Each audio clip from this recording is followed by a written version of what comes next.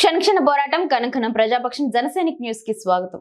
ముందుగా హెడ్లైన్స్. గురువు లేనిదే జగత్తు లేదు, గురువు లేనిదే అభివృద్ధి లేదు, గురువు లేనిదే విద్యా బుద్ధులు లేవు. జీవితంలో గురువుకున్న ప్రత్యేక స్థానమది. అలాంటి ఉపాధ్యాయుడిని కొట్టి చంపడం, అది విద్యార్థులు కావడం సామాజిక వైఫల్యమే. సమాజంలో విపరీత ధోరణికి అద్దం పట్టే ఘటన. తరగతి గదిలో నీతి మాటలు చెప్పటమే తప్పయింది. టీచర్ల నిరసనతో అట్టుడికిన అన్నమయ్య జిల్లా. ప్రధానమంత్రి విశ్వకర్మ యోజన పథకం ప్రారంభం. దాద్రి ఆధ్వర్యంలో ఎమ్మెల్యే షాజహాన్ చేతుల మీదుగా ప్రారంభమైన శిక్షణ తరగతులు. 18 రకాల చేతి వృత్తుల వారికి 7 రోజులు శిక్షణ. 15,000 టూల్స్ కిట్ అందజేయనున్న నిర్వాహకులు. ₹1,00,000 రుణ సౌకర్యం కల్పించిన పథకం. కూటమి ప్రభుత్వం 6 నెలల పాలనపై క్షేత్రస్థాయిలో ప్రజల్లో నెలకొన్న అభిప్రాయం ఏమిటి? ప్రజాభిప్రాయం కోసం IVRF నిర్వహణ. పథకాలపై అభిప్రాయం కోరడం దేశంలోనే ఫస్ట్. కంప్యూటరైజ్ ఫోన్ కాల్స్ ద్వారా అభిప్రాయాలు. పథకాల అమలు లోపాలపై చంద్రబాబు దృష్టి. రెవెన్యూ, పోలీస్, మున్సిపల్, విద్యుత్ శాఖలపై ప్రత్యేక దృష్టి సారించనున్న సీఎం చంద్రబాబు. ఇక డీటెయిల్స్ చూస్తే, ఏంట్రా వీళ్ళు ఇలా తయారయ్యారు? ఒరే మీరు విద్యార్థుల ఉన్మాదుల, పాఠం చెప్పేటప్పుడు గొడవ చేయొద్దు అని అన్న పాపానికి టీచర్ను కొట్టి చంపారు. ఇలాంటి ఘటనలు పునరావృతం కాకుండా ప్రభుత్వం చర్యలు చేపట్టాలని టీచర్లు డిమాండ్ చేశారు. స్థానిక జెడ్పీ హైస్కూల్ వద్ద ఉపాధ్యాయులు రోడ్డుపై నిరసనకు దిగారు. గురువు లేనిదే జగత్తు లేదు, గురువు లేనిదే అభివృద్ధి లేదు, గురువు లేనిదే విద్యా బుద్ధులు లేవు. జీవితంలో గురువుకు ప్రత్యేక స్థానం ఉంటుంది. ఎవరు ఎంత ఎత్తుకు ఎదిగినా వారి ఎదుగుదలలో గురువుల పాత్ర ఎనలేనిది. ఒకప్పుడు ఉపాధ్యాయులు పాఠాలు చెప్పడానికి వస్తున్నారంటే పిల్లలు మౌనంగా కూర్చుని ఉండిపోయేవారు. పిన్ డ్రాప్ సైలెన్స్ గా ఉండేవారు.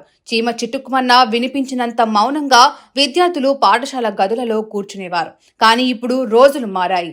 టీచర్ అంటే భయం లేదు, భక్తి లేదు, స్కూల్ అంటే అసలు గౌరవమే లేదు. ఇందుకు నిదర్శనమే రాయచోటి స్కూల్ ఘటన.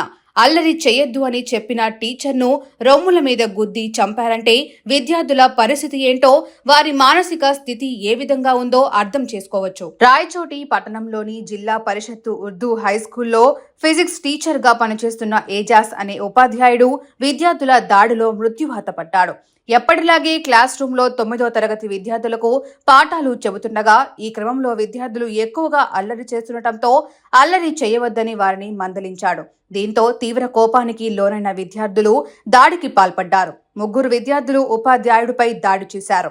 ఈ క్రమంలో ఏజాస్ ఛాతీ మీద గట్టిగా కొట్టారు. దీంతో ఏజాస్ ఒక్కసారిగా క్లాస్ రూమ్ లో సొమ్మసిల్లి పడిపోయాడు. ఉపాధ్యాయుడు పరిస్థితిని చూసిన తోటి ఉపాధ్యాయులు వెంటనే ఏజాస్ను ఆసుపత్రికి తీసుకెళ్లారు. అయినప్పటికీ ఫలితం దక్కలేదు.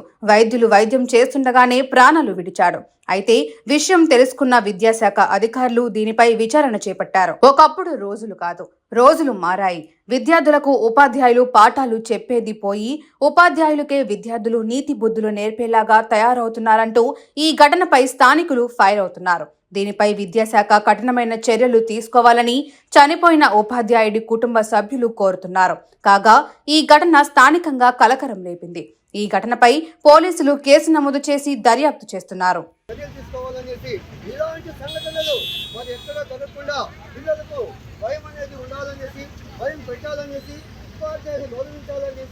సభాముఖంగా తెలియజేస్తూ వెంటనే ప్రభుత్వంగా దీనిపైన చర్యలు తీసుకోవాలనేసి సభాముఖంగా తెలియజేస్తున్నారు. వర్తిల్లాలి వర్తిల్లాలి వర్తిల్లాలి వర్తిల్లాలి ఉపాధ్యాయుల ఐక్యత, ఉపాధ్యాయుల ఐక్యత. We want justice. We want justice. We want justice. We want justice. We want justice. We want justice. We want justice. ఆ ఉపాధ్యాయుడికి మనము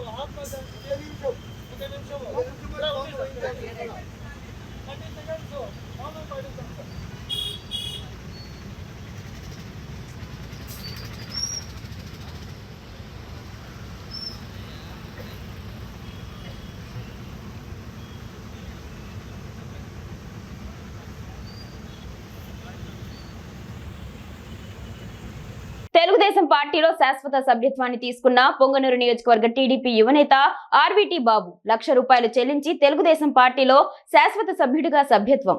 నగేష్ బాబును అభినందించిన సీఎం నారా చంద్రబాబు నాయుడు, రాష్ట్ర మంత్రి నారా లోకేష్, నియోజకవర్గ ఇన్ఛార్జ్ చల్లా బాబురెడ్డి. పొంగనూరు నియోజకవర్గ తెలుగుదేశం పార్టీ యువనేత ఆర్వీటీ బాబు ₹1,00,000 చెల్లించి టీడీపీలో శాశ్వత సభ్యత్వాన్ని తీసుకున్నారు. గురువారం ₹1,00,000 చెక్కును రాష్ట్ర పార్టీ కార్యాలయానికి పంపారు. రాష్ట్రంలోనే కీలక నియోజకవర్గంలో ఒకటైన పొంగనూరు నియోజకవర్గంలో నగేష్ బాబు ₹1,00,000 చెల్లించి టీడీపీలో శాశ్వత సభ్యుడిగా చేరడంతో గుర్తింపు తెచ్చుకున్నారు. ప్రస్తుతం నియోజకవర్గంలో తెలుగుదేశం పార్టీలో ఉన్న ముఖ్య నాయకుల్లో ఆర్వీటీ బాబు ఒకరు. నియోజకవర్గంలో ఇప్పటికే సభ్యత్వ నమోదు విషయంలో ఇన్ఛార్జ్ చల్లా బాబు రెడ్డితో కలిసి కీలకంగా వ్యవహరిస్తున్నారు. ఇందులో భాగంగా తను ₹1,00,000 చెల్లించి టీడీపీలో శాశ్వత సభ్యత్వాన్ని తీసుకుని ఆదర్శంగా నిలిచారు. తనతో పాటే ఇంకా అనేక మంది ₹1,00,000 చెల్లించి టీడీపీలో శాశ్వత సభ్యత్వ నమోదును పొందాలని నగేష్ బాబు కోరుతున్నారు. మాజీ మంత్రి పెద్దిరెడ్డి రామచంద్రారెడ్డి నియోజకవర్గం కావడంతో అధిక సంఖ్యలో సభ్యత్వ నమోదు చేసుకుని వైఎస్ఆర్సీపీని దెబ్బతీయాలని పార్టీ అధిష్టానం ఆదేశాలు జారీ చేసింది. ఇందులో భాగంగా నగేష్ బాబు నియోజకవర్గంలో భారీ స్థాయిలో సభ్యత్వ నమోదు చేస్తూ తాను ₹1,00,000 చెల్లించి శాశ్వత సభ్యుడిగా మారారు. ఈ సందర్భంగా ఆర్వీటీ బాబును ముఖ్యమంత్రి నారా చంద్రబాబు నాయుడు, రాష్ట్ర ఐటీ విద్యాశాఖ మంత్రి నారా లోకేష్, నియోజకవర్గ టీడీపీ ఇన్ఛార్జ్ చల్లా బాబురెడ్డి, నియోజకవర్గంలోని తెలుగుదేశం పార్టీ నాయకులు, అభిమానులు, కార్యకర్తలు అభినందించారు. ప్రధానమంత్రి విశ్వకర్మ యోజన మదనపల్లిలో గురువారం శాసనసభ్యులు షాజహాన్ బాషా చేతుల మీదుగా దాత్రి ఫౌండేషన్ ఆధ్వర్యంలో ఆర్టీసీ బస్టాండ్ అపోజిట్ లో ప్రారంభించారు. భవన నిర్మాణ కార్మికులు, మాలకర్, పూలమాలలు తయారు చేసేవారు, ధోబీ మరియు 18 రకాల చేతి వృత్తుల పనుల వారు 7 రోజుల శిక్షణను ఇక్కడ పొందుతారు. ప్రభుత్వం ఇస్తున్నటువంటి 15,000 విలువ చేసే టూల్ కిట్ ఉచితంగా ఇవ్వబడుతుంది. అలాగే ₹1,00,000 లోన్ మరియు 7 రోజులకు గాను ప్రతిరోజు గౌరవ వేతనంగా ₹500 ఇవ్వనున్నారు. వారు చేసినటువంటి చేతి వృత్తి పనులను మరింత నైపుణ్యపరుచుకునేందుకు ఈ శిక్షణ ఉపయోగపడనుంది. టెక్నాలజీని ఉపయోగించుకొని వారి వ్యాపారంలో అభివృద్ధి సాధించాలన్న ముఖ్య ఉద్దేశంతో ప్రధానమంత్రి నరేంద్ర మోడీ ఈ 18 రకాల చేతి వృత్తుల వారికి ఈ శిక్షణను ఏర్పాటు చేశారు. చేతి వృత్తి పనివారు స్కిల్స్ ని పెంచుకునేందుకు ఈ ట్రైనింగ్ ఏర్పాటు చేయడం జరిగింది. కాగా గురువారం ఎమ్మెల్యే షాజహాన్ బాషా చేతుల మీదుగా ప్రోగ్రామ్ ని లాంచ్ చేసి కార్యక్రమాన్ని మొదలు పెట్టడం జరిగింది. ఈ కార్యక్రమంలో కమలామరి కృష్ణ, మదనపల్లి భవన నిర్మాణ association president Jangala Srinivasulu, Nadella Siva, Dhatri foundation అధ్యక్షులు doctor Swathi Chakrapani, KV foundation chairman TV Ramana, PM Vishwakarma యోజనకి ముందుగా ఎన్రోల్ చేసుకున్న 50 మంది భవన నిర్మాణ కార్మికులు, దాత్రి ఫౌండేషన్ సిబ్బంది మరియు మహిళలు పాల్గొన్నారు.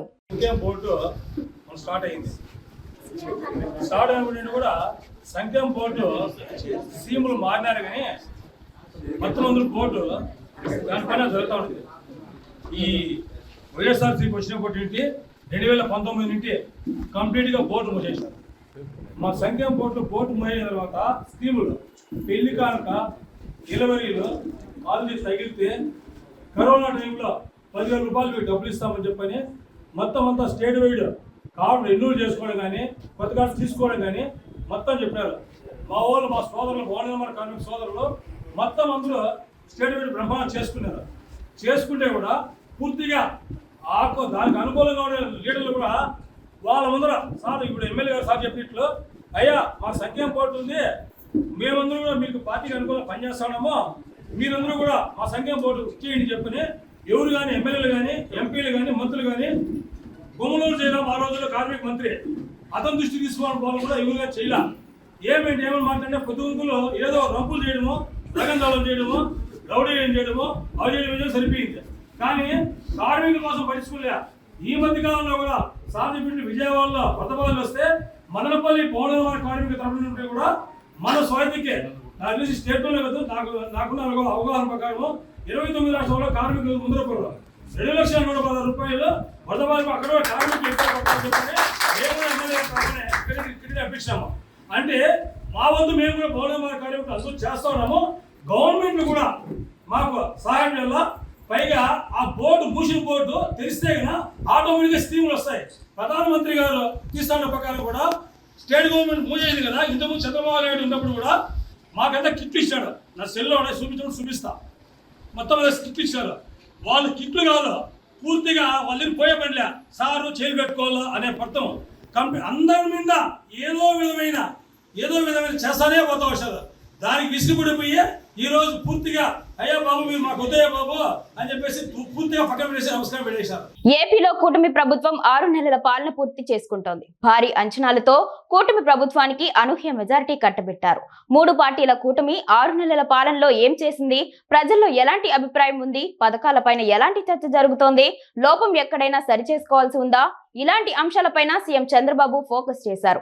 అవసరం మేర సరిదిద్దుకోవడానికి సిద్ధమయ్యారు. ఇందుకోసం ప్రజాభిప్రాయం మేరకే నిర్ణయాలు ఉండేలా కొత్త కార్యాచరణ డిసైడ్ చేశారు. ముఖ్యమంత్రి చంద్రబాబు గత అనుభవాలతో కొత్త నిర్ణయాలకు శ్రీకారం చుడుతున్నారు. ప్రజల అభిప్రాయం మేరకే పాలనలో మార్పులు చేర్పులకు సిద్ధమవుతున్నారు.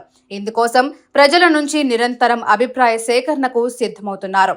ఐవీఆర్ఎస్ ద్వారా పథకాలు పాలనపైన ప్రజల నుంచి సూచనలు సలహాలు తీసుకోవాలని నిర్ణయించారు. ఏ అంశంపైనైనా ప్రజలు చెప్పిందే ఫైనల్ అని స్పష్టం చేశారు. నాణ్యమైన సేవల కోసం ఖచ్చితమైన అభిప్రాయం చెప్పాలని ప్రజలకు చంద్రబాబు సూచించారు. ప్రభుత్వం అమలు చేసే పథకాలతో సహా ఏ నిర్ణయం పైన అయినా సరే ప్రజాభిప్రాయం మేరకే ఉంటుందని సీఎం స్పష్టం చేశారు. దీంతో కూటమిలో నిర్ణయాలు జరిగినా ప్రజాభిప్రాయం మేరకే అమలు చేయాలని డిసైడ్ అయ్యారు. ప్రధానంగా ఎన్నికల్లో అధికారం నిలబెట్టుకోవాలంటే పథకాల లబ్ధిదారులే ఓటు బ్యాంకుగా భావిస్తున్నారు. దీంతో పథకాల లబ్ధిదారులకే నేరుగా కంప్యూటర్ బేస్డ్ ఫోన్ కాల్స్ ద్వారా ఈ పథకం వల్ల ప్రయోజనం సూచనలు స్వీకరించాలని నిర్ణయించారు. లబ్ధిదారులు ఇచ్చే రేటింగ్ ఆధారంగా సర్కార్ మార్పులు చేర్పులు చేయనున్నారు. పథకాలతో పాటుగా ప్రభుత్వ పరంగా తీసుకుంటున్న పాలనాపరమైన నిర్ణయాలపైన ప్రజాభిప్రాయం సేకరించనున్నారు. ముఖ్యంగా ఉచిత ఇసుక, నూతన మద్యం పాలసీతో పాటుగా మద్యం అమ్మకాలపైన ప్రజల నుంచి అభిప్రాయాలు సేకరించాలని నిర్ణయించారు.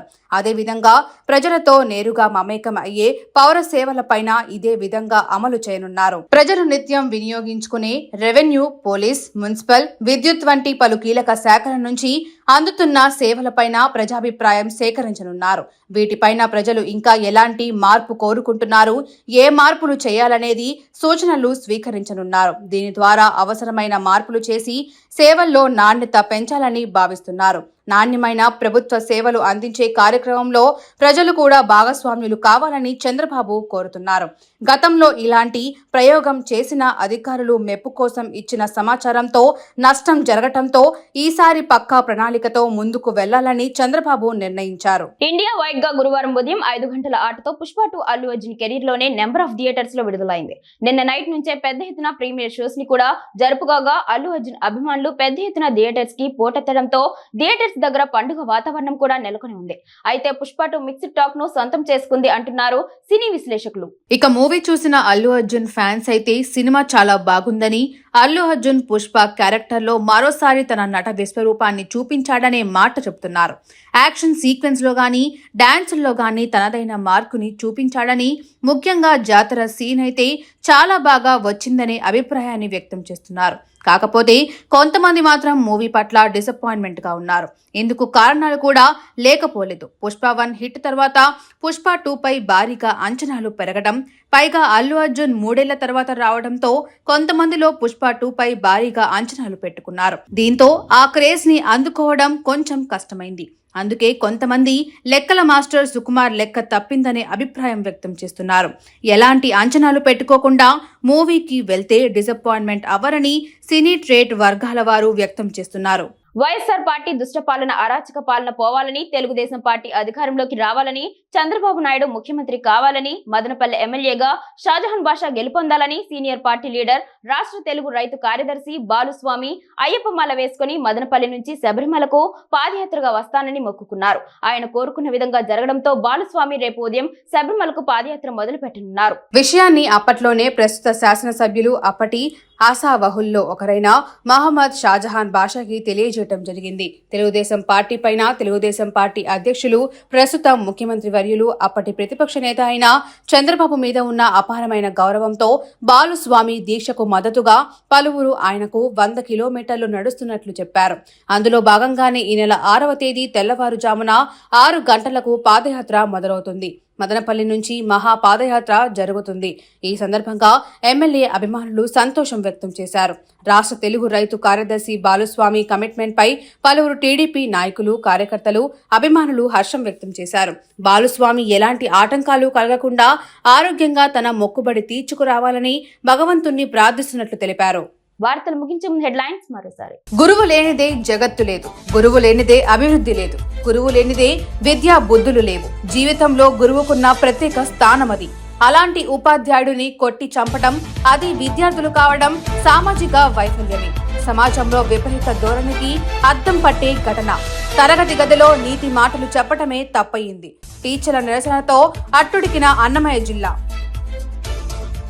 ప్రధానమంత్రి విశ్వకర్మ యోజన పథకం ప్రారంభం. దాద్రి ఆధ్వర్యంలో ఎమ్మెల్యే షాజహాన్ చేతుల మీదుగా ప్రారంభమైన శిక్షణ తరగతులు. 18 రకాల చేతి వృత్తుల వారికి 7 రోజులు శిక్షణ. 15,000 టూల్స్ కిట్ అందజేయనున్న నిర్వాహకులు. ₹1,00,000 రుణ సౌకర్యం కల్పించిన పథకం. కూటమి ప్రభుత్వం 6 నెలల పాలనపై క్షేత్రస్థాయిలో ప్రజల్లో నెలకొన్న అభిప్రాయం ఏమిటి? ప్రజాభిప్రాయం కోసం IVRF నిర్వహణ. పథకాలపై అభిప్రాయం కోరడం దేశంలోనే ఫస్ట్. కంప్యూటరైజ్ ఫోన్ కాల్స్ ద్వారా అభిప్రాయాలు. పథకాల అమలు లోపాలపై చంద్రబాబు దృష్టి. రెవెన్యూ, పోలీస్, మున్సిపల్, విద్యుత్ శాఖలపై ప్రత్యేక దృష్టి సారించనున్న సీఎం చంద్రబాబు. క్షణక్షణ పోరాటం కనకన ప్రజాపక్షం జనసైనిక్ న్యూస్ ఇంతటితో సమాప్తం. తిరిగి రేపటి బులెటిన్ లో మళ్ళీ కలుసుకుందాం. అంతవరకు సెలవు. నమస్కారం.